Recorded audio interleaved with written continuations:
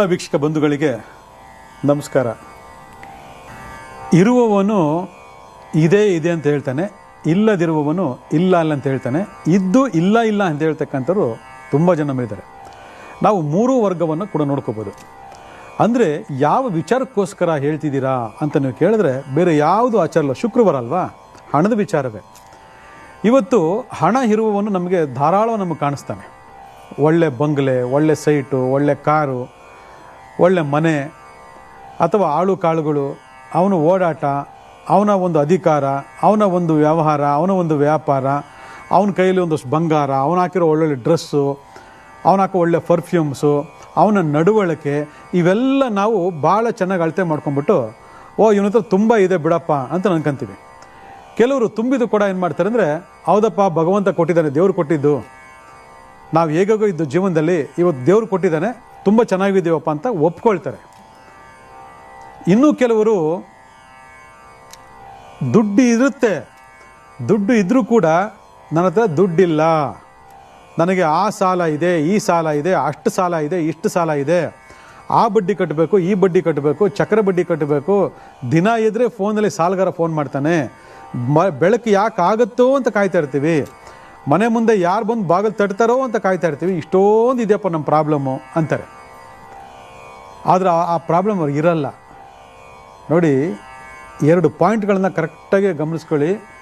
ಇವತ್ತು ನಿಮ್ಮ ಕಣ್ತಿರ್ತಕ್ಕಂತಹ ಕಾರ್ಯಕ್ರಮ ಇದು. ಯಾಕಂದರೆ ಇದ್ದು ಇದೆ ಅಂತಂದರೆ ಅದು ಪಾಸಿಟಿವ್, ಇದ್ದು ಇಲ್ಲ ಅಂತಂದರೆ ಇದು ನೆಗೆಟಿವ್. ದೊಡ್ಡವರು ಒಂದು ಮಾತು ಹೇಳ್ತಾರೆ, ಯದ್ಭಾವಂ ತದ್ಭಾವತಿ ಅಂತ. ನಾವು ಹೇಗೆ ಆಲೋಚನೆ ಮಾಡ್ತೀವಿ ಆಗಾಗತ್ತೆ ಅಂತ. ಇದು ಒಂದು ಪಾರ್ಟ್ ಇಟ್ಕೊಳ್ಳಿ. ಇನ್ನೊಂದು ಪಾರ್ಟ್ ಹೇಳ್ತಾರೆ, ಇಲ್ಲ ಬಿಡಿ, ಹಳ್ಳದ ಕಡೆಗೆ ಯಾವಾಗಲೂ ನೀರು ಹರಿತಾ ಇರ್ತದೆ, ಮೈದಾನ ಇದ್ದರೆ ನೀರಲ್ಲಿ ಬರ್ತದೆ, ನೀರಲ್ಲಿ ನಿಂತ್ಕೊತದೆ, ನೀರು ಕರಗೋಗ್ತದೆ ಅಂತ ಭಾಳ ಜನ ಹೇಳ್ತಾರೆ. ನಿಜ, ಹಳ್ಳ ಇದ್ದರೆ ಹಳ್ಳದ ಕಡೆಗೆ ನೀರು ಹರಿತಾ ಇರ್ತದೆ. ಅಂದರೆ ಏನು, ಶ್ರೀಮಂತರಿಗೆ ದುಡ್ಡು ಬರ್ತಾ ಇರ್ತದೆ, ನಾವು ಬಡವರು ನಮಗೆ ದುಡ್ಡು ಬರೋಲ್ಲ ಅಂತ ಕೆಲವರು ಬಡವರಾಗೇ ಇರ್ತಾರೆ ಜೀವನದಲ್ಲಿ. ನೋಡಿ, ಶ್ರೀಮಂತರು ದುಡ್ಡನ್ನು ಹೇಗೆ 1 to 2 ಮಾಡ್ತಾರೆ ಅನ್ನೋದ್ರ ಬಗ್ಗೆ ಒಬ್ಬರು ಆಲೋಚನೆ ಮಾಡೋದಿಲ್ಲ. ಅವನಿಗೇನು ಬಿಡಪ್ಪ, ಅವನ ಹಣೆ ಬರ ಚೆನ್ನಾಗಿದೆ, ಅವಳಿಗೇನು ಬಿಡಪ್ಪ, ಅವಳ ಹಣೆ ಬರ ತುಂಬ ಚೆನ್ನಾಗಿದೆ. ತುಂಬ ಶ್ರೀಮಂತರಾಗೋಗ್ಬಿಟ್ಟಿದ್ದಾರೆ. ಅವ್ರು ಎಲ್ಲಿದ್ದರು ಏನೋ, ಅವ್ರ ಅಪ್ಪ ಮಾಡಿದ ಆಸ್ತಿ ಏನೋ, ಅವ್ರ ಅಮ್ಮ ಮಾಡಿದ ಆಸ್ತಿ ಏನೋ, ಅಥವಾ ಅವ್ರ ತಾತ ಮಾಡಿದ ಆಸ್ತಿ, ಪಿತೃ ಆಸ್ತಿ ಏನೋ, ಅವತ್ತೆಲ್ಲ ಎಕರೆಗಟ್ಟಲೆ ತೆಗೆದಿಟ್ಟಿದ್ರು. ಇವತ್ತು ಬೆಂಗಳೂರು ಮಹಾನಗರಕ್ಕೆ ಸಿಕ್ಕಾಪಟ್ಟೆ ಬೆಳೆದುಬಿಟ್ಟಿದೆ. ಆ ಊರು ಬೆಳೆದಿದೆ, ಈ ಊರು ಬೆಳೆದಿದೆ, ರೇಟೆಲ್ಲ ಜಾಸ್ತಿ ಆಗಿದೆ. ಇವತ್ತು ರಿಯಲ್ ಎಸ್ಟೇಟ್ ಅವರೆಲ್ಲ ಬಂದ್ಬಿಟ್ಟು ಹೊಲ ಗದ್ದೆಗಳನ್ನೆಲ್ಲ ಕೋಟಿಗೆ ಪರ್ಚೇಸ್ ಮಾಡಿಬಿಟ್ಟು ಅವ್ರನ್ನೆಲ್ಲ ದೊಡ್ಡ ಶ್ರೀಮಂತನಾಗಿ ಮಾಡಿಬಿಟ್ಟಿದ್ದಾರೆ ಅಂತ ಹೇಳ್ತಕ್ಕಂಥ ನಮ್ಮಲ್ಲಿ ಎಷ್ಟೋ ಇವತ್ತು ಪ್ರಚಲಿತವಿರತಕ್ಕಂತಹ ಮಾತುಗಳು. ಆದರೆ ಇವೆಲ್ಲ ಶಾಶ್ವತವಾ ಅಂತಂದರೆ ಯಾವುದೂ ಶಾಶ್ವತ ಅಲ್ಲ ಅಂತ ಕೆಲವರು ವಾದ. ಕೆಲವರು ವಂಶ ಪಾರಂಪರ್ಯವಾಗಿ ಶ್ರೀಮಂತರಾಗಿ ಬದುಕತಕ್ಕಂಥದ್ದು ಕೆಲವರು ಇದ್ದಾರೆ, ಇಲ್ಲ ಅಂತ ಹೇಳಿಕ್ಕೆ ಬರೋದಿಲ್ಲ. ಆದರೆ ಇಲ್ಲಿ ಕನ್ಫ್ಯೂಷನ್ಸ್ ಏನಪ್ಪ ಅಂತಂದರೆ, ಇರೋರು ಇದೆ ಅಂತ ಹೇಳ್ಕೊಂಡ್ರೆ ಏನಾದರೂ ತಪ್ಪಿದೆಯಾ, ಅಥವಾ ಇಲ್ಲದೇ ಇರೋರು ಇದೆ ಅಂತ ಹೇಳ್ಕೊಂಡ್ರೆ ಏನು ತಪ್ಪಿದೆಯಾ, ಅಥವಾ ಇಲ್ಲದೇ ಇರೋರು ನನ್ನ ಹತ್ರ ಇಲ್ಲವೇ ಇಲ್ಲ ಅಂತ ಹೇಳಿ ಸುಳ್ಳು ಹೇಳಿದ್ರೆ ತಪ್ಪಿದೆಯಾ ಅಂತಕ್ಕಂಥದ್ದು ನಮ್ಮ ವೀಕ್ಷಕ ಬಾಂಧವರ ಹಲವಾರು ಸಂದೇಹಗಳು. ಈ ಸಂದೇಹಗಳಿಗೆ ಇವತ್ತು ಕ್ಲಾರಿಫಿಕೇಶನ್ ಕೊಡ್ತೀನಿ ನಾನು. ಯಾವತ್ತು ಋಣಾತ್ಮಕ ಶಕ್ತಿ, ಧನಾತ್ಮಕ ಶಕ್ತಿ ಅಂತಕ್ಕಂಥದ್ದು ನಮ್ಮ ಸುತ್ತ ಇರ್ತದೆ. ಇದನ್ನು ಕರೆಕ್ಟಾಗಿ ಕೇಳಿಸ್ಕೊಳ್ಳಿ. ನಮ್ಮ ಸುತ್ತ ನಾವು ಹುಟ್ಟಿದಾಗ್ಲೇ ನಮ್ಮ ಸುತ್ತ ಒಂದು ಧನಾತ್ಮಕ ಶಕ್ತಿ, ಒಂದು ಋಣಾತ್ಮಕ ಶಕ್ತಿ ಅಂತೇಳಿ ಸುತ್ತಾ ಇರ್ತದೆ. ಈ ಸುತ್ತುವಿಕೆಯ ಶಕ್ತಿಯನ್ನು ನಾವು ಗ್ರಹಗಳ ಆಧಾರದ ಮೇಲೆ ವಿಂಗಡಣೆ ಮಾಡ್ಕೊಂಡು ಹೋಗ್ಬಿಡ್ತೀವಿ. ಈಗ ಋಣಾತ್ಮಕ ಶಕ್ತಿ ಅಂತ ತಗೊಂಡಾಗ ಯಾವ ಶಕ್ತಿಗೆ ನಾವು, ಯಾವ ಗ್ರಹಕ್ಕೆ ನಾವು ಅನ್ವಯ ಮಾಡ್ತೀವಿ? ಒಂದು ಕೇತು, ಒಂದು ರಾಹು, ಒಂದು ಶನಿ. ಇವುಗಳನ್ನೆಲ್ಲ ನಾವು ಋಣಾತ್ಮಕ ಶಕ್ತಿಯ ಕಾರಕತ್ವ ಹೊಂದಿರತಕ್ಕಂಥ ಗ್ರಹಗಳು ಅಂತ ನಾವು ಹೇಳ್ತೀವಿ. ಧನಾತ್ಮಕವಾಗಿರ್ತಕ್ಕಂತಹ ಶಕ್ತಿ, ಶುಭಕಾರಕವಾಗಿರ್ತಕ್ಕಂಥ ಶಕ್ತಿ ನಮ್ಮ ಸುತ್ತ ಇದೆ ಅಂತ ಏನು ಮಾಡ್ತೀವಿ? ಅದನ್ನು ವಿಂಗಡಣೆ ಮಾಡ್ತಕ್ಕಂಥದ್ದು ಸಂಖ್ಯಾಶಾಸ್ತ್ರ ಪ್ರಕಾರ 1, 2, 3, 5, 6 ಅಂತ ಹೇಳ್ತೀವಿ ನಾವು. ಅಲ್ಲಿಗೆ ಸೂರ್ಯಗ್ರಹ, ಚಂದ್ರಗ್ರಹ, ಗುರುಗ್ರಹ, ಬುಧಗ್ರಹ, ಶುಕ್ರಗ್ರಹ ಅಂತ ಹೇಳ್ತೀವಿ ನಾವು. ಎಷ್ಟೋ ಜನ ಆಗರ್ಭ ಶ್ರೀಮಂತಿಕೆಯಲ್ಲಿ ಹುಟ್ಟಿರ್ತಕ್ಕಂಥ ಮಕ್ಕಳುಗಳು ಇವತ್ತು ಫುಟ್ಬಾತ್ ಬಂದ್ಬಿಟ್ಟಿದ್ದಾರೆ. ಅವ್ರ ಕುಟುಂಬಗಳೆಲ್ಲ ಆಗರ್ಭ ಶ್ರೀಮಂತಿಕೆ ಅಂತಕ್ಕಂಥದ್ದು ಇಲ್ಲ. ಹೌದಾ, ನಮ್ಮ ತಾತ ಹಂಗಿದ್ರ, ನಮ್ಮ ಮುತ್ತಾತ ಹಂಗಿದ್ರ, ನಾವು ನೋಡಿ ಹಿಂಗಿದ್ದೀವಿ ಅಂತ ಹೇಳ್ತಕ್ಕಂಥವ್ರು ಇವತ್ತು ಸಮಾಜದಲ್ಲಿ ತುಂಬ ಜನ ಇದ್ದಾರೆ. ಆದರೆ ಅತ್ಯಂತ ಕಡು ಬಡತನ ಹುಟ್ಟಿರ್ತಕ್ಕಂಥವ್ರು ಅತ್ಯಂತ ಶ್ರೀಮಂತಿಕೆ ಆಗಿ ವಂಶ ಪಾರಂಪರ್ಯ ಉದ್ದರಾಗಿರ್ತಕ್ಕಂಥವ್ರು ನಮ್ಮಲ್ಲಿದ್ದಾರೆ. ಈ ತಾರತಮ್ಯಗಳನ್ನ ನೋಡಿಕೊಂಡಾಗ ಇದು ಋಣಾತ್ಮಕ ಶಕ್ತಿ ಧನಾತ್ಮಕ ಶಕ್ತಿಯ ಪ್ರಭಾವದಿಂದನೇ ಆಗಿರ್ತಕ್ಕಂಥದ್ದು ಗೊತ್ತಾಗ್ತದೆ. ಜ್ಯೋತಿಷ್ ಶಾಸ್ತ್ರ ಏನು ಹೇಳ್ತಂದರೆ, ಪೂರ್ವ ಪುಣ್ಯ ಸ್ಥಾನ ಚೆನ್ನಾಗಿದ್ದರೆ, ಪೂರ್ವ ಅನುಗ್ರಹ ಚೆನ್ನಾಗಿತ್ತು ಅಂದರೆ, ಇವನು ಧನಾತ್ಮಕವಾಗಿತ್ತು ಅಂತಂದರೆ ಇವನಿಗೆ ಪೂರ್ವ ಪುಣ್ಯದ ಫಲದಿಂದ ಇವನಿಗೆ ಶ್ರೀಮಂತಿಕೆ ಬರ್ತದೆ ಅಂತ ಹೇಳ್ತದೆ. ಸತ್ಯ. ಪೂರ್ವ ಪುಣ್ಯ ಸ್ಥಾನದಲ್ಲಿ ಏನಾದರೂ ಪಾಪಗ್ರಹಗಳ ಸಂಗಮ ಇತ್ತು, ಪಾಪಗ್ರಹಗಳ ಸಂಯೋಗ ಇತ್ತು ಅಂತಂದರೆ ಏನೇ ಮಾಡಿದ್ರೂ ಯಾವುದೇ ಕುಟುಂಬದಲ್ಲಿ ಇದ್ರೂ ಕೂಡ ಅವನು ಪಾಪಿಯಾಗೆ ಫುಟ್ಪಾತ್ ಬರ್ತಾನೆ ಅಂತಕ್ಕಂಥದ್ದು ಸ್ಪಷ್ಟವಾಗಿ ಹೇಳ್ತದೆ. ಅಲ್ಲಿಗೆ ಪ್ರೂವ್ ಆಯ್ತಲ್ವಾ ಋಣಾತ್ಮಕ ಶಕ್ತಿ ಧನಾತ್ಮಕ ಶಕ್ತಿಯನ್ನು ಯಾವ ರೀತಿ ವಿಂಗಡಣೆ ಮಾಡ್ತೀವಂತ. ಇದು ನಮ್ಗೆ ಯಾರಿಗೂ ಬೇಡ. ನಾವೆಲ್ಲ ಧನಾತ್ಮಕವಾಗಿ ಇರಬೇಕು ಅಂದರೆ ಏನು ಮಾಡಬೇಕು ಅಂತ ನೀವು ಕೇಳ್ಬೋದು. ಬದುಕು ಅಂತಂದಮೇಲೆ ಬದುಕಿನ ಓಡಬೇಕು ಅಂತಂದರೆ, ಅಥವಾ ಬದುಕಿನ ಕುದುರೆ ಓಡಬೇಕು ಅಂತಂದರೆ ನಮಗೆ ಹಣ ಭಾಳ ಭಾಳ ಮುಖ್ಯ. ಹಣ ಎಲ್ಲರೂ ಸಂಪಾದನೆ ಮಾಡ್ತಾರೆ. ಭಿಕ್ಷುಕಂದ್ರೆ ಹಿಡಿದು ಮಿಲಿಯನ್ ಗಟ್ಟಲೆ ಸಂಪಾದನೆ ಮಾಡ್ತಕ್ಕಂಥವ್ರು ಎಲ್ಲರೂ ಸಂಪಾದನೆ ಮಾಡ್ತಾರೆ. ಆದರೆ ಕೆಲವರಿಗೆ ಅದು ಒಲಿತದೆ, ಕೆಲವರಿಗೆ ಒಲಿಯಲ್ಲ. ಕೆಲವರಿಗೆ ಅಗತ್ಯಕ್ಕೆ ಎಷ್ಟು ಬೇಕೋ ಅಷ್ಟು ಮಾತ್ರ ಬಂದು ಸೇರ್ತದೆ, ಕೆಲವರಿಗೆ ಅಗತ್ಯಕ್ಕಿಂತ ಹೆಚ್ಚಾಗಿ ಬಂದು ಸೇರ್ತದೆ. ಕೆಲವರು ದುಡ್ಡು ಸಂಪಾದನೆ ಮಾಡೋಕ್ಕೆ ಹೋರಾಟ ಮಾಡ್ತಿರ್ತಾರೆ, ಕೆಲವರು ದುಡ್ಡನ್ನು ರಕ್ಷಣೆ ಮಾಡೋದಕ್ಕೆ ಹೋರಾಟ ಮಾಡ್ತಿರ್ತಾರೆ. ಎಂತೆಂಥ ಹಣೆ ಬರಗಳಿದೆ ಪ್ರಪಂಚದಲ್ಲಿ ಅಂತಂದರೆ ನಮ್ಮಲ್ಲಿ ತುಂಬ ಜನ ಇದ್ದಾರೆ. ಯಾಕಂದರೆ ಹಣವನ್ನು ನಾವೇ ಸಂಪಾದನೆ ಮಾಡ್ತೀವಿ, ಅದು ನಮ್ಮನ್ನು ಕಾಪಾಡ್ಕೊಳ್ಳೋಕ್ಕೆ. ಅದು ಜಾಸ್ತಿ ಆಗಿಬಿಟ್ರೆ ಅದನ್ನು ಕಾಪಾಡೋಕ್ಕೆ ನಾವು ದುಡಿಬೇಕು. ಮತ್ತೆ ಇವತ್ತು ಎಷ್ಟೋ ಜನ ದೊಡ್ಡ ದೊಡ್ಡ ಗೋಡನ್ಗಳಲ್ಲಿ ಮನೆಗಳಲ್ಲಿ ಎಲ್ಲೆಲ್ಲೋ ಸಂಗ್ರಹ ಮಾಡಿ ಇಟ್ಕೊಂಡಿರ್ತಾರೆ. ಕಾಪಾಡ್ಕೊಳ್ಳೋಕ್ಕೋಸ್ಕರ ದಿನನಿತ್ಯ ಹೋರಾಟ ಮಾಡ್ತಿರ್ತಾರೆ. ನಾವು ಎಷ್ಟೋ ಜನ ನೋಡ್ಬಿಟ್ಟಿದ್ದೀವಿ ನಾವು. ಆದರೆ ಅವನು ಬಂದಿದ್ದು ನಮಗಿಲ್ವಲ್ಲ, ಅವನಿಗೊಂದು ಕೋಟಿ ಬಂದಿದ್ದ ಮೇಲೆ ನಮಗೊಂದು 10,000 ಬಂದಿದ್ರೆ ಇವತ್ತು ಜೀವನಕ್ಕೆ ಆಗ್ತಿದ್ದಿಲ್ಲ ಅಂತ ಯೋಚನೆ ಮಾಡ್ತಕ್ಕಂಥ ಎಷ್ಟೋ ಕುಟುಂಬಗಳು ನಮ್ಮ ಸಮಾಜದಲ್ಲಿದ್ದಾವೆ. 10,000 ಅವನಿಗೊಂದು ಬರ್ತಿದೆ ಅಂತಂದರೆ ಆ 10,000ಕ್ಕೆ ಒದ್ದಾಡ್ತಿರ್ತಾರೆ, ಯಾವುದು ಕಟ್ಟದಪ್ಪ ಯಾವುದು ಬಿಡೋದಪ್ಪ ಅಂತ. ಯಾಕಂದ್ರೆ ಮನುಷ್ಯನಿಗೆ ಹುಟ್ಟು, ಬಾಲ್ಯ, ಯೌವನ, ಮಧ್ಯಮ, ಮುಪ್ಪು, ಈ ಹಂತಗಳಲ್ಲಿ ಪ್ರತಿಯೊಂದಕ್ಕೂ ಹಣದ ಅವಶ್ಯಕತೆ ಬೇಕೇ ಬೇಕು. ನಾವು ಇಂದಿನ ಕಾರ್ಯಕ್ರಮ ಹೇಳಿದ್ವಿ, ಸಡನ್ನಾಗೆ ನಮಗೊಂದು 10,000 ಸ್ಯಾಲ್ರಿ ಬರ್ತಿರ್ತದೆ, ಸಡನ್ನಾಗಿ ಯಾವುದೋ ಒಂದು ಖರ್ಚು ಬಂದುಬಿಡ್ತದೆ, ಅದನ್ನು ತಡ್ಕೊಳಕ್ಕಾಗಲ್ಲ ನಮಗೆ ಅಂತ. ಆದರೆ ಹಣವನ್ನು ನಾವು 10,000 ಸಂಪಾದನೆ ಮಾಡ್ತಿತ್ತು ಅಂದಾಗ ಯಾವುದೇ ಕಾರಣಕ್ಕೂ ನಮ್ಮದು ಸಂತೃಪ್ತವಾಗಿರ್ತಕ್ಕಂಥ ಜೀವನ, ಆ 10,000 ನಮಗೆ ಪರ್ಫೆಕ್ಟ್ ಆಗಿದೆ ನಮ್ಮ ಜೀವನಕ್ಕೆ ಅಂತಕ್ಕಂತಹ ಭಾವನೆ ನಿಮಗೆ ಸದಾಕಾಲ ಬರಬೇಕು. ಆದರೆ ಇವತ್ತು ಏನು ಮಾಡ್ತಾರೆ ಜನ ಅಂತಂದರೆ, ಆ 10,000 ಬಂತು ಅಂದರೆ ಅಯ್ಯೋ ಅದಕ್ಕೆ ಹೋಗ್ಬಿಡ್ತು, ಇದಕ್ಕೆ ಹೋಗ್ಬಿಡ್ತು, ಅದಕ್ಕೆ ಕಟ್ಟಿದೆ, ಇದಕ್ಕೆ ಕಟ್ಟಿದೆ, ಅನಾವಶ್ಯಕವಾಗಿ ಏನೂ ಮಾಡಲಿಲ್ಲ ಅಂದರೂ ಕೂಡ ನೆಗೆಟಿವ್ ಆಗಿ ಹೇಳ್ಕೊಂಡು ಆ ಪರಂಪರೆ ಹಾಗೇ ಮುಂದುವರಿತಿರ್ತಕ್ಕಂಥ ಒಂದು ವ್ಯವಸ್ಥೆಯನ್ನು ಅಥವಾ ಆ ಪರಿಸರವನ್ನು ಮಾನಸಿಕವಾಗಿ ಅಥವಾ ಮನೆಯ ವಾತಾವರಣದಲ್ಲಿ ನಿರ್ಮಾಣ ಮಾಡ್ಕೊಂಡ್ಬಿಟ್ಟಿರ್ತಾರೆ. ಅದರಿಂದ ನಿಮಗೆ ಖರ್ಚು ವೆಚ್ಚಗಳು 10,000ಕ್ಕಿಂತ ಜಾಸ್ತಿ ಕಾಯ್ಕೊಂಡಿರ್ತದೆ. ಯಾಕಂದರೆ ಯದ್ಭಾವಂ ತದ್ಭವತಿ, ನೀವು ಹೆಂಗೆ ಅಂದ್ಕೊಂಡಿದ್ದೀರೋ ಹಂಗೆ ಆಗ್ತದೆ. ಕಾರಣ ಏನು? ತಥಾಸ್ತು ದೇವತೆಗಳಿರ್ತಾರೆ. ಪಾಸಿಟಿವ್ ಆ್ಯಂಡ್ ನೆಗೆಟಿವ್ ವೈಬ್ರೇಷನ್ನ ಕ್ರಿಯೇಟ್ ಮಾಡ್ತಕ್ಕಂತಹ ಅಥವಾ ಡೆವಲಪ್ಮೆಂಟ್ ಮಾಡ್ತಕ್ಕಂತಹ ತಥಾಸ್ತು ದೇವತೆಗಳಿರ್ತಾರೆ. ಮನುಷ್ಯ ಸುಳ್ಳು ಹೇಳಬಾರ್ದು. ಮನುಷ್ಯ ಎಷ್ಟು ಸುಳ್ಳು ಹೇಳ್ತಾನೆ, ಆ ಸುಳ್ಳಿಗೆ ಒಂದು ಪಿಚಾಚಿ ಇದೆ, ಪ್ರೇತ ಇದೆ, ಭೂತ, ಏನು ಬೇಕಾದ್ರೆ ಅನ್ಕೊಳ್ಳಿ. ಆ ಒಂದು ಸುಳ್ಳು ನಿಮ್ಮನ್ನು ಆವರಿಸ್ಕೊಳ್ತು, ಒಂದ್ಸರಿ ಆವರಿಸ್ಕೊಳ್ತು ಅಂದರೆ ಆ ಸುಳ್ಳಿನ ಪ್ರೇತ ಏನು ಮಾಡ್ತದೆ, ಆ ಮನುಷ್ಯನ ಅದೇ ನಡೆ ಕರ್ಕೊಂಡು ಹೋಗ್ತದೆ. ನೀನು ಎಲ್ಲೂ ಬೇಡ, ನೀನು ಸತ್ಯದ ಪ್ರೇತ ಆಗಬೇಡ, ನೀನು ಸುಳ್ಳಿನ ಪ್ರೇತ ಆಗಿಬಿಡು. ಸುಳ್ಳಿನ ಪ್ರೇತ ಆಯಿತು ಒಂದ್ಸರಿ ಆವರಿಸ್ಕೊಳ್ತು ಅಂದರೆ, ನೀನು ಸುಳ್ಳು ಹೇಳಕ್ಕೆ ಶುರು ಮಾಡ್ತು ಅಂತಂದರೆ ದಟ್ಟ ದಾರಿದ್ರ್ಯನ ಶುರು ಆಗ್ತದೆ. ಇವತ್ತು ಅಪ್ಪನ ಜೋಬಲ್ಲಿ ದುಡ್ಡು ಕದೀತಾರೆ, ಅಮ್ಮನ ಪರ್ಸಲ್ಲಿ ದುಡ್ಡು ಕದೀತಾರೆ, ಮನೇಲಿ ದುಡ್ಡು ಕದೀತಾರೆ. ಯಾಕೆ ಹೇಳಿ? ತನಗೆ ಯಾವಾಗ ಬರ್ತಕ್ಕಂಥ ಹಣದ ಹರಿವು ನಿಂತೋಯ್ತು, ಆವಾಗ ಹಣ ಯಾವಾಗ ಇಲ್ಲ, ಖರ್ಚು ಮಾಡೋಕ್ಕೆ ಅವಶ್ಯಕತೆಗೆ ಬೇಕೇ ಬೇಕು ದುಡ್ಡು. ಅವಾಗ ಏನು ಮಾಡ್ತಾರೆ? ಸುಳ್ಳಿನ ಕಂತೆಗಳನ್ನು ಪೋಣಿಸ್ಕೊಂಡು ಹೋಗ್ತಾರೆ. ನೋಡಿ, ಯಾವಾಗೆ ಆ ಸುಳ್ಳು ಅಂತಕ್ಕಂಥ ಪ್ರೇತ ಯಾಕೆ ನಿಮ್ಮನ್ನು ಆವರಿಸ್ಕೊಂಡು ಕೊನೆಗೆ ಆ ಲಕ್ಷ್ಮೀ ಕಟಾಕ್ಷನ ಸುಳ್ಳಿನ ಕಂತೆಯಲ್ಲೇ ಜೋಡಿಸ್ಕೊಳ್ತಕ್ಕಂಥ ಒಂದು ವ್ಯವಸ್ಥೆ ತೊಗೊಂಬರ್ತದೆ ಅಂತಂದರೆ ನೀವು ಅರ್ಥ ಮಾಡ್ಕೊಳ್ಳಿ. ಅದಕ್ಕೆ 10,000 ಬರ್ತಾಯಿತ್ತು ಅಂದರೆ ನಂದು ಸಂತೃಪ್ತವಾಗಿರ್ತಕ್ಕಂಥ ಜೀವನ ಅಂತಕ್ಕಂಥದ್ದು, ನಾನು ಮನೆ ಬಾಡಿಗೆ ಕಟ್ಟಿದೆ, ನಾನು ವಾಟರ್ ಬಿಲ್ ಕಟ್ಟಿದೆ, ನಾನು ಲೈಟ್ ಬಿಲ್ ಕಟ್ಟಿದೆ, ಮಕ್ಳಿಗೆ ಫೀಸ್ ಕಟ್ಟಿದೆ, ಮನೆಗೆ ಸಂಸಾರಕ್ಕೆ ರೇಷನ್ ತೊಗೊಂಡು ಬಂದೆ, ಹ್ಯಾಪಿ ಫಿಲಮ್ಗೆ ಹೋಗ್ತಿದ್ವಿ ಬರ್ತಿದ್ವಿ, ಕರೆಕ್ಟಾಗಿದೆಯಪ್ಪ ಅಂತಕ್ಕಂಥ ಸಂತೃಪ್ತ ಜೀವನ ನೀವು ಯಾವತ್ತು ಮಾಡ್ತೀರಾ, ಈ ವೈಬ್ರೇಷನ್ಸ್ ಏನಾಗುತ್ತೆ ನಿಮ್ಗೆ ಇನ್ನೂ ಜಾಸ್ತಿ ಡೆವಲಪ್ಮೆಂಟ್ ಮಾಡೋಕ್ಕೆ ಶುರು ಮಾಡ್ತದೆ. ಇದು ಪಾಸಿಟಿವ್ ಆದಂಥ ಧನಾತ್ಮಕ ಶಕ್ತಿ. ನೋಡಿ, ಲಕ್ಷ್ಮಿ ಹೆಂಗೆಲ್ಲ ಆಟ ಆಡಿಸ್ತಾಳೆ, ಹೆಂಗೆಲ್ಲ ಆ ವೈಬ್ರೇಷನ್ ಕ್ರಿಯೇಟ್ ಆಗುತ್ತೆ ಅಂದರೆ ಇದು ಈ ಥರ ಆಗುತ್ತೆ. ಎಷ್ಟು ಜನ ಇಲ್ಲ ಇವತ್ತು ಹೇಳಿ ನೋಡೋಣ. ಕರೆಕ್ಟಾಗಿ ಬರ್ತಿರೋದು ಕೆಡ್ಸ್ಕೊಂಡಿರೋದು ಇವರೇ. ಯಾಕಂದರೆ ಆ ಬಾಯಿ ಸರಿ ಇಲ್ಲ, ಮನಸ್ಸು ಸರಿ ಇಲ್ಲ. ಆ ಬಾಯಿ ಮನಸ್ಸಿಂದ ಈ ಋಣಾತ್ಮಕ ಪ್ರಭಾವಗಳನ್ನು ಬೆಳೆಸ್ಕೊಂಡ್ಬಿಟ್ಟು ಯಾವಾಗಲೂ ಯಾರಿಗೆ ಹೇಳಿದ್ರು ಅದೇ, ಬಡ್ಡಿ ಕಟ್ತಾ ಇದ್ದೀನಿ, ಸಾಲ ಕಟ್ತಾ ಇದ್ದೀನಿ, ಮಾಡ್ತಾ ಇದ್ದೀನಿ, ಚಕ್ರ ಬಡ್ಡಿ ಕಟ್ಟಬೇಕು, ಅವ್ನು ಕಟ್ಟಬೇಕು, ಇವ್ನು ಕಟ್ಟಬೇಕು, ಬರೀ ಇದ್ದೇ ನಂತರ ದುಡ್ಡಿಲ್ಲ ದುಡ್ಡಿಲ್ಲ ದುಡ್ಡಿಲ್ಲ. ಅದಕ್ಕೆ ದುಡ್ಡೇ ಇರೋದಿಲ್ಲ. ನೋಡಿ, ಸುಳ್ಳು ಹೇಳಿದ್ರೆ ಯಾವ ರೀತಿ ಯಾವ ಪೊಸಿಷನ್ಗೆ ಹೋಗ್ತೀರ ಅಂತಕ್ಕಂಥದ್ದು ಅರ್ಥ ಮಾಡ್ಕೋಬೇಕು. ಇನ್ನೂ ಒಂದು ವರ್ಗ ಇದೆ, ಸಾಕಷ್ಟು ದುಡ್ಡು ಬರ್ತದೆ ಮನೆ ಯಜಮಾನಿಗೆ, ಮನೆಗೆ 1 ರೂಪಾಯಿ ಕೊಡಲ್ಲ. ನೋಡಿ, ಯಾರಿಗೋಸ್ಕರ ದುಡಿತೀರ ನೀವು? ಲಕ್ಷ ಲಕ್ಷ ಕೋಟಿ ಕೋಟಿ ಸಂಪಾದನೆ ಮಾಡ್ತಾರೆ. ಮನೆ ಕೊಡಬೇಕು ಅಂದರೆ ಅವರು ಜೀವ ಹಿಂಡ್ಕೊಂಡ್ಬಿಡ್ತಾರೆ ಹಂಗೆ. ಅದಕ್ಕೆ ಯಾಕೆ ಕೊಡಬೇಕು ರೀ? ಮಕ್ಳಿಗೆ ಫೀಸ್ ಕಟ್ಟಬೇಕು ರೀ. ಹೋದ್ನೂರ ಕಟ್ಟಿದ್ವಲ್ಲ, ಹೋದ ತಿಂಗಳು ಕಟ್ಟಿದ್ವಲ್ಲ, ಈ ತಿಂಗಳು ಯಾಕೆ ಕಟ್ಟಬೇಕು ರೀ? ಮನೆ ರೇಷನ್ನು ಸ್ವಲ್ಪ ಬೆಲೆ ಎಲ್ಲ ಜಾಸ್ತಿ ಆಗಿದೆ ರೀ. ಯಾಕೆ ಜಾಸ್ತಿ ಇದೆ? ಕಮ್ಮಿ ಬರೋ ಅಂಗಡಿಗೆ ಹೋಗು, ಕಮ್ಮಿ ಮಾರೋ ಅಂಗಡಿಗೆ ಹೋಗು, ಇನ್ನೂ ಕಮ್ಮಿ ತೊಗೊಂಬ, ರೇಷನ್ ಕಮ್ಮಿ ತೊಗೊಂಬ, ರೇಷನ್ ಕಮ್ಮಿ ಮಾಡು, ಊಟ ಕಮ್ಮಿ ಮಾಡು. ಯಾಕೆ ಇಷ್ಟೊಂದು ಖರ್ಚು ಮಾಡ್ತಿದ್ದೀರಾ ರೀ? ಲೈಟ್ ಬಿಲ್ ಜಾಸ್ತಿ ಬಂದ್ಬಿಟ್ಟಿದೆ, ಯಾಕೆ ಲೈಟ್ ಜಾಸ್ತಿ ಉಳಿಸ್ತೀರಾ? ಆಫ್ ಮಾಡು.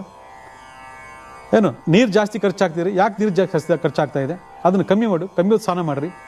ಈ ಥರ ಪೈಸೆಗೂ ಹಿಡಿದು ಅವರು ಮನೆ ದುಡ್ಕೊಳ್ಬೇಕು ಅಂದರೆ ಕಣ್ಣಲ್ಲಿ ರಕ್ತ ಬರ್ಸ್ಕೊಂಡ್ಬಿಡ್ತಾರೆ. ಇವತ್ತು ಎಷ್ಟು ಜನ ಸ್ತ್ರೀಯರು ಪಾಪ ಇವರ ಜುಪುಣತನ, ಇವ್ರ ಜುಗ್ಗಾಟ ನೋಡೋಕ್ಕಾಗದೆ ಪಾಪ ಅವ್ರ ಕೆಲ್ಸಕ್ಕೆ ಹೋಗ್ಬಿಟ್ಟು ಮನೆಗೆ ಬೇಕಾದಂಥ ಅವಶ್ಯಕತೆಯನ್ನು ಪೂರೈಸ್ತಾ ಇರ್ತಾರೆ. ಎಷ್ಟು ಜನ ಇಲ್ಲಿ ಹೇಳಿ ನೋಡೋಣ. ಕೆಲವು ನರಕ ಅನುಭವಿಸ್ತಾರೆ, ಏನೂ ಗೊತ್ತಿಲ್ಲ, ಏನೂ ಆಗಲ್ಲ ಅಂತಕ್ಕಂಥವ್ರು ಆ ಮನೆ ಯಜಮಾನ ದಿನ ಜಗಳ, ದಿನ ಕದನ. ಯಾರಿಗೂ ಸಂಪಾದನೆ ಮಾಡ್ತಿದ್ದಾರೆ, ಸಾವಿರಾರು ಕೋಟಿ ಆಸ್ತಿ ಇರ್ತದೆ, ಯಾರಿಗೂ ಸಂಪಾದನೆ ಮಾಡ್ತಿದ್ದೀರಾ ಅವನಿಗೆ ಗೊತ್ತಿಲ್ಲ. ಇಲ್ಲ, ಅವ್ನು ಹೇಳೋದು ಏನಂದರೆ, ಇಲ್ಲ ಇವ್ರು ದುಡ್ಡು ಕೊಟ್ಟರೆ ಇವ್ರು ತಮ್ಮನ ಮನೆ ಸಾಗಿಸ್ಬಿಡ್ತಾರೆ, ಇವ್ರ ಅಣ್ಣ ಮನೆ ಸಾಗಿಸ್ಬಿಡ್ತಾರೆ, ತವ್ರ ಮನೆ ಸಾಗಿಸ್ಬಿಡ್ತಾರೆ, ಯಾರಿಗೋ ಬೀದಿಲವನ್ನು ಕೊಟ್ಬಿಡ್ತಾರೆ. ಈ ಥರ ಕಟ್ಟುಕಥೆಗಳನ್ನ ಕೇಳ್ತಾರೆ. ಇಲ್ಲಿ ಮನೆ ಮಕ್ಕಳು ಬೆಳೆದು ನಿಂತ ಮೇಲೆ ಅವಕ್ಕೆ ಅವಶ್ಯಕತೆ ಪೂರೈಸಬೇಕಾಗಿರೋದು ತಂದೆ ಕರ್ತವ್ಯ, ತಾಯಿ ಕರ್ತವ್ಯ. ಅದು ತಾಯಿ ಹೌಸ್ ವೈಫ್ ಆಗಿದ್ದಾಗ ತಂದೆನೇ ಪರಿಪೂರ್ಣವಾಗಿ ಆ ವೆಚ್ಚವನ್ನು ಭರಿಸಬೇಕಾಗ್ತದೆ. ಆದರೆ ಎಷ್ಟು ಶ್ರೀಮಂತರ ಮನೆಗಳಲ್ಲಿ ಅಥವಾ ಮಧ್ಯಮ ವರ್ಗದ ಕುಟುಂಬಗಳಲ್ಲಿ ಹಣ ಇಟ್ಕೊಡ್ತಕ್ಕಂಥವ್ರು, ಸಾಕಷ್ಟು ಹಣದವರಿಗೆ ಬರ್ತಕ್ಕಂಥವ್ರು ಮನೆಗೆ ಒಂದು ಗೋಳಾಟವನ್ನು ಮಾಡ್ತಿದ್ದೀರಾ ಅಂತಂದರೆ ಅದು ನರಕ ಸದೃಶವಾಗಿರ್ತದೆ. ಕೊನೆಗೊಂದಿನ ಏನಾಗ್ತದೆ ಗೊತ್ತಾ? ಆ ಹೆಂಡತಿ ಹುಸ್ಸು ಅಂತೇಳಿ ಹಾಕಿರ್ತಕ್ಕಂಥ ಶಾಪ, ಮಕ್ಕಳುಗಳು ಹೊರಗಡೆ ಹೋದಾಗ ತರಾವರಿ ಬಟ್ಟೆಗಳು ಹಾಕಿರ್ತಾರೆ ಇವತ್ತಿನ ಕಾಲದಲ್ಲಿ. ಆ ಬಟ್ಟೆಗಳನ್ನ ಹಾಕೊಂಡು ಹೋಗೋದಕ್ಕೆ ಅವ್ರಿಗೆ ಒಂದು ಹಣಕಾಸಿನ ವ್ಯವಸ್ಥೆ ಇರೋದಿಲ್ಲ, ಆರ್ಥಿಕ ವ್ಯವಸ್ಥೆ ಇರೋದಿಲ್ಲ. ಅವ್ರನ್ನ ಒಳ್ಳೆ ಬಟ್ಟೆ ಹಾಕೊಂಡಿದ್ರೆ ನನಗೆ ಆ ಬಟ್ಟೆ ಇಲ್ಲ ಅಂತೇಳಿ ಎಷ್ಟೋ ಜನ ಇವತ್ತು ಸ್ಕೂಲ್ಗೆ ಹೋಗೋದೇ ಬಿಟ್ಬಿಟ್ಟಿರ್ತಾರೆ, ಕಾಲೇಜ್ಗೆ ಹೋಗೋದೇ ಬಿಟ್ಬಿಟ್ಟಿರ್ತಾರೆ. ಇವೆಲ್ಲ ಆ ಮಕ್ಕಳು ಹಾಕಿರ್ತಕ್ಕಂಥ ಶಾಪ, ಅಥವಾ ನೊಂದ್ಕೊಂಡಿರ್ತಕ್ಕಂಥ ಶಾಪ, ಹೆಂಡತಿ ಹಾಕಿರ್ತಕ್ಕಂಥ ಶಾಪ, ಅಪ್ಪ ಅಮ್ಮನ ಶಾಪ, ಅಥವಾ ಕುಟುಂಬದಲ್ಲಿ ಇರ್ತಕ್ಕಂಥ ನಿಮ್ಮ ನಂಬ್ಕೊಡ್ತಕ್ಕಂಥ ಶಾಪ, ಇವೆಲ್ಲ ತಟ್ಟಿ ಏನಾಗ್ತದೆ ಅಂದರೆ ಇವನು ಸಂಪಾದನೆ ಮಾಡ್ತಿದ್ದಿಲ್ಲ, ಈ ಸಂಪಾದನೆ ಇವನಿಗೆ ಅದು ಹೇರಳೋ ದುಡ್ಡು ಬರ್ತಕ್ಕಂಥದ್ದು ಫೇಟು, ಅದು ಯೋಗ, ಲಕ್ಷ್ಮೀನಾರಾಯಣ ಯೋಗ, ಆಯಿತಾ? ಆದರೆ ಮನೆ ಕೊಡದೆ ಆ ದುಡ್ಡನ್ನು ಮಿಕ್ಸಿ ಏನಾಗ್ತದೆ ಅಂದರೆ ಕೊನೆಗೆ ಕೊಟ್ಟಿದ್ದು ತನಗೆ, ಬಚ್ಚಿಟ್ಟಿದ್ದು ಪರರಿಗೆ ಆಗೋಗ್ತದೆ. ಯಾರೋ ತಿನ್ಕೊಂಡು ಹೋಗ್ಬಿಡ್ತಾರೆ ಇವನು ದುಡ್ಡೆಲ್ಲ, ಇವನು ತಿನ್ನೋಕ್ಕಾಗೋದೇ ಇಲ್ಲ ಕೊನೆಗೆ. ಅದರಿಂದ ಈ ಥರ ಎಲ್ಲ ವ್ಯವಸ್ಥೆಗಳು ಮಾಡಿರ್ತಕ್ಕಂಥವ್ರಿಗೆ ಯಾವಾಗಲೂ ನಾವು ದುಡ್ಡಿರಲಿ ಇಲ್ಲದೆ ಹೋಗಲಿ, ದುಡ್ಡು ಬರ್ತಾ ಇದೆ, ದುಡ್ಡಿದೆ ಅಂತಲೇ ಹೇಳಬೇಕು. ದುಡ್ಡು ಬಂದಿಲ್ಲ ಕೂಡ ದುಡ್ಡು ಇಲ್ಲ ಅಂತ ಹೇಳಕ್ಕೆ ಹೋಗಬಾರ್ದು. ಆಗ ದುಡ್ಡು ತಾನಾಗಿ ನಿಮ್ಮನ್ನು ಬರೋದು ಶುರುವಾಗ್ತದೆ. ಆದರೆ ದುಡ್ಡು ಶಾಶ್ವತ ನಿಂತ್ಕೋಬೇಕು ಅಂದರೆ ಏನು ಮಾಡಬೇಕು? ದುಡ್ಡು ಎಲ್ಲರಿಗೂ ಬೇಕೇ ಬೇಕು. ದುಡ್ಡು ಬರಲಿ ಬರದೇ ಹೋಗಲಿ, ದುಡ್ಡು ನನ್ನ ಹತ್ರ ಸದಾ ಇದೆ ಅಂತ ಹೇಳ್ಕೊಳ್ಳಿ. ಮಹಾಲಕ್ಷ್ಮಿ ನನ್ನ ಜೊತೆ ಸದಾ ಇದ್ದಾಳೆ ಅಂತ ಅರ್ಥ. ಅದು ದುಡ್ಡಿದೆ ಅಂತ ಅರ್ಥ ಅಲ್ಲ. ನನ್ನಲ್ಲಿ ಐಶ್ವರ್ಯ ಇದೆ, ಸಂಪತ್ತಿದೆ ಅಂತ ಸದಾ ಹೇಳ್ಕೊಳ್ಳಿ. ಐಶ್ವರ್ಯ ಸಂಪತ್ತು ಅಂದರೆ ಮಹಾಲಕ್ಷ್ಮಿ ಇರಲೇಬೇಕು ಅಂತಲ್ಲ, ನನ್ನ ಹತ್ರ ಇದೆ ಅಂತ ಅಂದ್ಕೊಳ್ಳಿ. ಒಂದಲ್ಲ ಒಂದಿನ ಆ ಮಹಾಲಕ್ಷ್ಮಿ ಸೇರ್ತಾಳೆ. ಯಾಕಂದರೆ ಸಂಪತ್ತು ಇದೆ ಅಂತಕ್ಕಂಥದ್ದು, ಮಹಾಲಕ್ಷ್ಮಿ ಇದೆ ಅಂತಕ್ಕಂಥದ್ದು ಒಂದು ಪಾಸಿಟಿವ್ ಎನರ್ಜಿ. ಸುಖ ಇದೆ, ಸಂತೋಷ ಇದೆ, ಸಮೃದ್ಧಿಯಾಗಿದ್ದೀನಿ ಅಂತಕ್ಕಂಥದ್ದು ಅದು ಒಂದು ಪಾಸಿಟಿವ್ ಎನರ್ಜಿ. ಅದು ಲಕ್ಷ್ಮೀ ಪ್ರಾಪ್ತಿ, ಶುಕ್ರ ಅನುಗ್ರಹ. ಅದು ತಾನಾಗೆ ಬಂದು ಸೇರೋಕ್ಕೆ ಶುರು ಮಾಡ್ತದೆ. ಇವತ್ತಿಲ್ಲ ನಾಳೆ ಬರೋ ಶುರು ಆಗುತ್ತೆ. ಯಾಕಂದರೆ ಅದು ಜಪವನ್ನು ಮಾಡ್ತಿರ್ತಾರೆ. ಜಪ ಅಂತಂದರೆ ಅದು ಕುರಿತು ಜಪ ಮಾಡ್ತಿರ್ತಲ್ಲ, ಈ ಮನಸ್ಸಲ್ಲಿ ಪಾಸಿಟಿವ್ ಆಗಿ ಅದ್ರ ಬಗ್ಗೆ ಯೋಚನೆ ಮಾಡಿದ್ರೆ ಸಾಕು, ನಿಮಗೆ ಆ ಪ್ರಭಾವಗಳು ಶುರು ಆಗ್ತದೆ. ಮನೆಗೆ ಧಾರಾಳವಾಗಿ ಹಣ ಖರ್ಚು ಮಾಡಿ ನೀವು ಸಂಪಾದನೆ ಮಾಡಿದೆ ಅದಕ್ಕೋಸ್ಕರನೇ. ಜುಗುಡ್ತನ ಮಾಡೋಕ್ಕೆ ಹೋಗಬೇಡಿ. ಕೊಟ್ಟಿದ್ದ ತನಗೆ ಬಚ್ಚಿಡಿದ ಪರರಿಗೆ ಅಂತೇಳಿ ಸಾಕಷ್ಟು ಸಂಪಾದನೆ ಮಾಡ್ಕೊಂಡು ಇಟ್ಟಿರ್ತೀರ. ಮನೆ ಮಕ್ಕಳಿಗೆ ನೋಯಿಸಿ, ಹೆಂಡತಿಗೆ ನೋಯಿಸಿ, ಅಪ್ಪನಿಗೆ ನೋಯಿಸಿ, ಅಮ್ಮನ ನೋಯಿಸಿ, ತಂದೆ ತಾಯಿಗೆ ನೋಯಿಸಿ ದುಡ್ಡನ್ನ ಕೂಡ ಇಟ್ಕೊಂಡಿರ್ತೀರ. ಯಾವುದೋ ಬರಬಾರ್ದು ಕಾಯಿಲೆ ಬಂದು ಎಲ್ಲ ಕಿತ್ಕೊಂಡು ಹೋಗ್ಬಿಡ್ತದೆ. ಯಾಕಂದರೆ ಆ ಟೈಮುಗಳಿಗೆ ಯಾವ ಬರುತ್ತೆ ನಿಮಗೆ ಗೊತ್ತಿರೋದಿಲ್ಲ. ಯಾಕಂದರೆ ಲಕ್ಷ್ಮೀ ಚಂಚಲೆ ಯಾರ ಹತ್ರನೂ ಇರೋದಿಲ್ಲ. ಶಾಶ್ವತ ಉಳಿಸ್ಕೊಳ್ಬೇಕು ಅಂದಾಗ ಧನಾತ್ಮಕವಾದಂಥ ಚಿಂತನೆಗಳೇ ಬಹಳ ಮುಖ್ಯವಾದ ವಿಚಾರ. ಸುಗಂಧ ದ್ರವ್ಯಕ್ಕೆ ಲಕ್ಷ್ಮಿ ಆಕರ್ಷಣೆ ಆಗ್ತಾಳೆ, ಸುಗಂಧ ದ್ರವ್ಯಕ್ಕೆ ಹಣ ಆಕರ್ಷಣೆ ಆಗ್ತದೆ. ಅದಕ್ಕೆ ಲಕ್ಷ್ಮೀ ಪೂಜೆ ಮಾಡೋದೇ ಇಲ್ಲ, ಕುಬೇರನ ಪೂಜೆ ಮಾಡೋದೇ ಇಲ್ಲ, ಲಕ್ಷ್ಮೀ ದೇವಸ್ಥಾನಕ್ಕೆ ಹೋಗೋದೇ ಇಲ್ಲ. ಸಾಕಷ್ಟು ಶ್ರೀಮಂತರು ನಮ್ಮಲ್ಲಿದ್ದಾರೆ. ಕಾರಣ ಏನಂದರೆ ಅವರ ಜನ್ಮ ಜಾತಿಯಲ್ಲಿ ಲಕ್ಷ್ಮೀನಾರಾಯಣ ಯೋಗ ಇರ್ತದೆ. ಅದು ಯಾವುದೇ ಜಾತಿ ಯಾವುದೇ ಧರ್ಮ ಏನೇ ಇರಲಿ ಅವರಿಗೆ ಲಕ್ಷ್ಮೀನಾರಾಯಣ ಯೋಗ ಇರ್ತದೆ.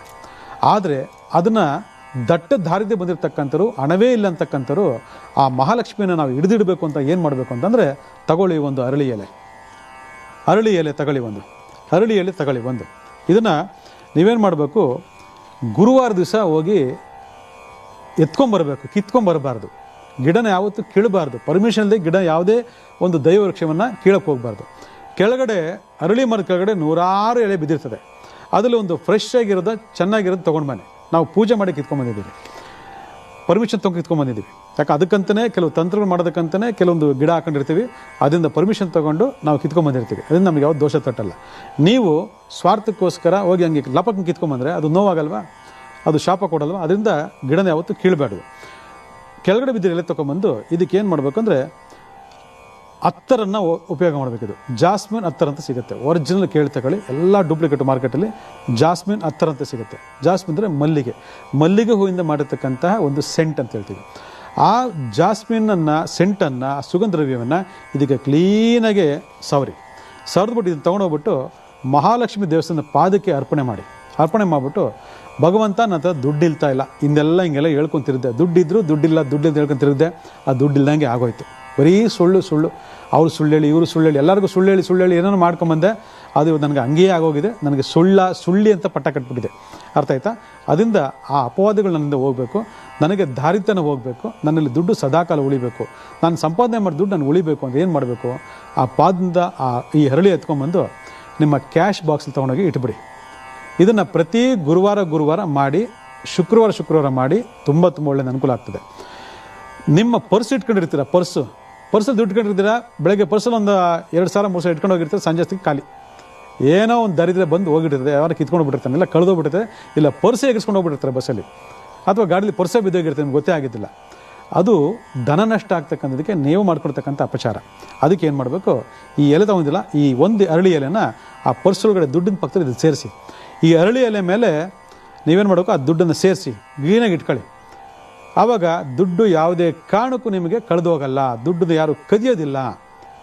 ಆಫೀಸಲ್ಲಿ ಪರ್ಸ್ ಇಟ್ಟಿರ್ತೀರ, ಯಾರೋ ಕದ್ಬಿಟ್ಟಿರ್ತಾರೆ, ಗೊತ್ತೇ ಆಗಲ್ಲ ನಿಮಗೆ. ಯಾರ್ದು ಇಟ್ಕೊಳ್ತೀರಾ ನೀವು? ಪರ್ಸೇ ಕದ್ದೋಗ್ಬಿಡ್ತದೆ. ಅದರಿಂದ ಮನೇಲಿ ಕಳ್ತನ ಮಾಡಿಬಿಟ್ಟಿರ್ತಾರೆ, ಮನೇಲೇ ಕದ್ಬಿಟ್ಟಿರ್ತಾರೆ, ಮನೇಲೇ ಕಳ್ದಿರ್ತಾರೆ ತುಂಬ ಜನ. ಅದರಿಂದ ಈ ಥರ ಒಂದು ಆ ದುಡ್ಡನ್ನು ಲಾಕ್ ಮಾಡ್ತಕ್ಕಂಥ ತಂತ್ರ ಇದನ್ನು ಮಾಡ್ಕೊಂಡ್ರೆ ಯಾವುದೇ ಕಾರಣಕ್ಕೂ ಹೋಗಲ್ಲ. ನೆಕ್ಸ್ಟ್ ಇದಾಯ್ತಲ್ವಾ, ಅರಳಿ ತಂತ್ರ ಆಯಿತು. ನೆಕ್ಸ್ಟ್ ಗೋಮತಿ ಚಕ್ರ ಎಲ್ಲರೂ ಗೊತ್ತಿರ್ತಕ್ಕಂಥದ್ದು. ಗೋಮತಿ ಅಂತಕ್ಕಂತಹ ನದಿಲಿ ಸಿಗ್ತಕ್ಕಂತಹ ಗೋಮತಿ ಚಕ್ರ, ಇದಕ್ಕೆ ಸುದರ್ಶನ ಚಕ್ರ ಅಂತ ಕರಿತೀವಿ. ದನ ಆಕರ್ಷಣೆ ಮಾಡೋದ್ರಲ್ಲಿ, ದನವನ್ನು ಹಿಡಿದಿಡೋದ್ರಲ್ಲಿ ಇದಕ್ಕಿಂತ ರಾಮಬಣ ಪ್ರಪಂಚದಲ್ಲಿ ಬೇರೆ ಯಾವುದೂ ಇಲ್ಲ. ಇದು ತಗೊಂಬಂದ, ಶುದ್ಧಿ ಮಾಡ್ದ, ಲಕ್ಷ್ಮೀ ಮಂತ್ರ, ಸುದರ್ಶನ ಮಂತ್ರ ಹೇಳ್ದ, ಇದನ್ನು ಜಸ್ಟ್ ಪರ್ಸಲ್ ಇಟ್ಕೊಂಡ ಅಥವಾ ಕ್ಯಾಶ್ ಬೇಸಲ್ಲಿ ಇಟ್ಕೊಂಡ. ಇದು ಎಷ್ಟಿರಬೇಕು ಅಂದರೆ 11 ಇರಬೇಕು. 11 ಗೋಮತಿ ಚಕ್ರವನ್ನು ನೀವು ಕ್ಯಾಶ್ ಬಾಕ್ಸಲ್ಲಿ ಪೂಜೆ ಮಾಡಿ ವೇರ್ ಮಾಡ್ಕೊಳ್ಳಿ. ಅಥವಾ ಮಹಾಲಕ್ಷ್ಮಿ ಪಾದಕ್ಕೆ ಇದನ್ನು ಅರ್ಪಿಸ್ಬಿಟ್ಟು ಅಲ್ಲಿಂದ ತೊಗೊಂಡು ಬನ್ನಿ. ಅಲ್ಲಿ ಪುರೋಹಿತರಿಗೆ ಹೇಳಿ ಇದನ್ನು ಇಟ್ಬಿಟ್ಟು ಕೊಡಿ ಅಂತೇಳಿ ಕೊಡ್ತಾರೆ. ಕೆಲವು ಕೊಡಲ್ಲ, ಮಕ್ಕ ನೋಡ್ತಾರೆ, ಇವೆಲ್ಲ ಇಡಲ್ಲ ಅಂತಾರೆ. ಇಡಿ ಅಂತ ಹೇಳಿ, ಆಯಿತಾ? ಇಟ್ಬಿಟ್ಟು ತೊಗೊಂಬಂದು ಗೋಮತಿ ಚಕ್ರ ಇಟ್ಕೊಳ್ಳಿ. ಇದಾಯ್ತಲ್ವಾ? ಆದಷ್ಟು ನೀವು ಗಜಲಕ್ಷ್ಮಿ ಫೋಟೋ ಅಂತ ಸಿಗುತ್ತೆ. ಗಜಲಕ್ಷ್ಮಿ ನೋಡಿರ್ಬೋದು, 2 ಆನೆ ಮುಂದೆ ಮಹಾಲಕ್ಷ್ಮಿ ತಾವ್ರ ಮೇಲೆ ಕೂತಿರ್ತಾಳೆ. ಆ ಗಜಲಕ್ಷ್ಮಿ ಫೋಟೋ ಪಾಸ್ಪೋರ್ಟ್ ಸೈಜ್ ಇದ್ದರೆ ಒಳ್ಳೆಯದು, ಅಥವಾ ಪೋಸ್ಟ್ ಕಾರ್ಡ್ ಸೈಜ್ ಇದ್ದರೆ ಒಳ್ಳೆಯದು. ಅದನ್ನು ಪರ್ಸಲ್ಲಿ ಇಡಿ, ತೊಗೊಂಡೋಗಿ ಪರ್ಸಲ್ಲಿ ಇಡಿ. ಪರ್ಸನ್ನ ಯಾವಾಗಲೂ ಕೂಡ ಮೇಲ್ಗಡೆ ಇಟ್ಕೊಳ್ಳಿ, ಕೆಳಗಡೆ ಇಡಬೇಡಿ. ಸೊಂಟದ ಕೆಳಗಡೆ ಪರ್ಸ್ ಇಟ್ಟರೆ ಧನ ನಷ್ಟ, ದಾರಿದ್ರ್ಯ, ಜ್ಞಾಪಕ ಇಟ್ಕೊಳ್ಳಿ. ಯಾವಾಗಲೂ ಪರ್ಸ್ ಮೇಲೆ ಇಟ್ಕೊಳ್ಳಿ, ವ್ಯಾನಿಟಿ ಬ್ಯಾಗ್ನ ಮೇಲೆ ಇಟ್ಕೊಳ್ಳಿ. ವ್ಯಾನಿಟಿ ಬ್ಯಾಗ್ಲಾಗಿರ್ಬೋದು, ಅರಳಿ ಎಲೆ, ಸುಗಂಧದ್ರವ್ಯ, ಗೋಮತಿ ಚಕ್ರ ಇವರು ಇಟ್ಕೋಬೋದು. ಈ ಥರ ಕೆಲವು ಸಣ್ಣ ಪುಟ್ಟ ತಂತ್ರಗಳಿಂದ ಮಹಾನ್ ಶಕ್ತಿ ಇರತಕ್ಕಂತಹ ಒಂದು ಪ್ರಭಾವವನ್ನು ನಾವು ಬಳಸ್ಕೊಂಡು ನಮ್ಮ ಲಕ್ಷ್ಮಿ ನಮ್ಮ ಹತ್ರ ಇಟ್ಕೊಂಡು, ಲಕ್ಷ್ಮಿ ನಮ್ಮ ಹತ್ರ ಸದಾ ಇದ್ದಾಳೆ, ನಮ್ಮ ಹತ್ರ ಹಣ ಇದೆ, ನಮ್ಮ ಹತ್ರ ಸುಖ ಇದೆ, ಸಂಪತ್ತಿದೆ, ಸಮೃದ್ಧಿ ಅಂತ ಹೇಳ್ತಾ ಬನ್ನಿ. ಯದ್ಭಾವ ತದ್ಭವತಿ, ನೀವು ಏನು ಅನ್ಕೊಳ್ತೀರೋ ಅದೇ ಆಗ್ತದೆ. ಒಳ್ಳೆಯದಾಗಲಿ.